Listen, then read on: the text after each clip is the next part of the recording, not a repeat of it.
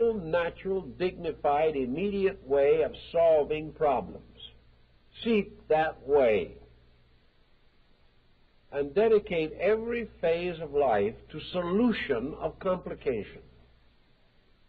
Start no new project while old ones are unfinished. Do not try to avoid one situation by creating another to confuse it further. Solve the one. And always solve without hatred, without prejudice, without unhappiness.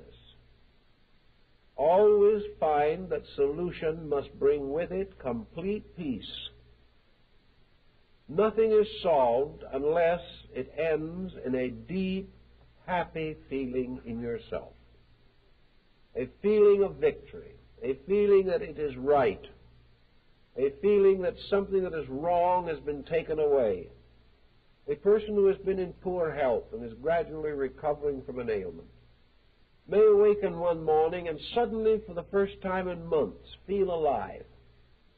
Suddenly he knows that he has had a victory over the ailment. He knows that in a mysterious way, health has reaffirmed itself in him. And there is a kind of strange feeling of well-being that accompanies this experience, this discovery. With solution, there is also this wonderful sense of well-being. There is the feeling that now this mystery is solved forever, that it will never arise again, that there can never be any mistakes of this kind repeated. And the only time when we can say that is when we have solved the thing in ourselves. Having this quiet peacefulness, we discover that we can do so much more. The hours that were spent struggling with these problems are now available for learning, for art, for music, for travel, for growth, for the development of the abilities of the individual. And if we can rescue 1/2 an hour from grudges and dedicate that half hour to growth, we will find that in 6 months, great changes will take place in our lives and attitudes. We have to make the step, however. And the one thing that Zen can tell us to help us to make the step is that what we are really worrying about is a dream. This step is not arming against an adversary. There isn't any adversary. This bad habit that we have been suffering with and struggling against for years is nothing but a form of self-hypnosis. It is an obsession that we have permitted to grow. It is a strange illusion from which we can awaken at any moment we want to. We have fashioned it. It has no life but the life of energy which we turn into it from our own supply. Turn off that energy.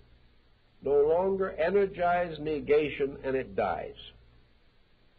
And the energy which we have wasted on it is now available for progress. You cannot hate without energy. You cannot fear without energy.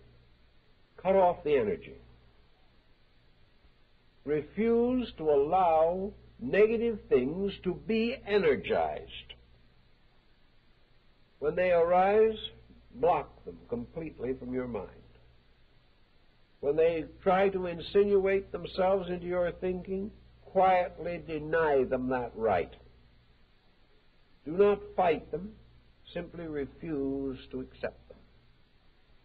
Put in their place positive and constructive attitudes and things that need the doing. Now, this isn't a struggle that will take the rest of your life.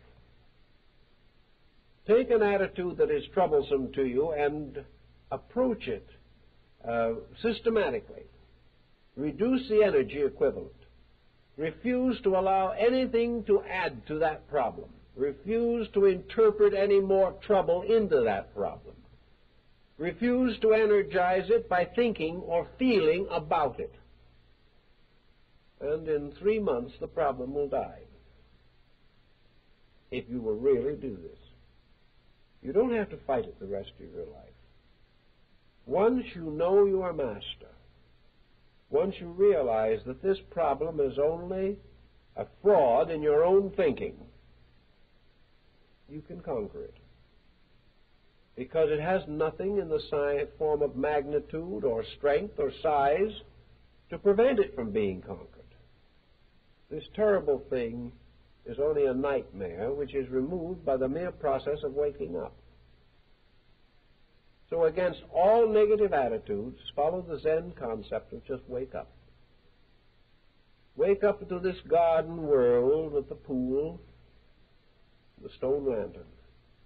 Wake up to a strange world that is so full of gracious and beautiful things that there is no time, no energy, no need to waste one single moment in the contemplation of negation or destruction. If you will work with this problem, I think you will find that you will feel better, will solve problems, and have much more life and vitality with which to carry on new and better interests that you might like to develop. Well, I guess our time is up, so we thank you for being with us this evening.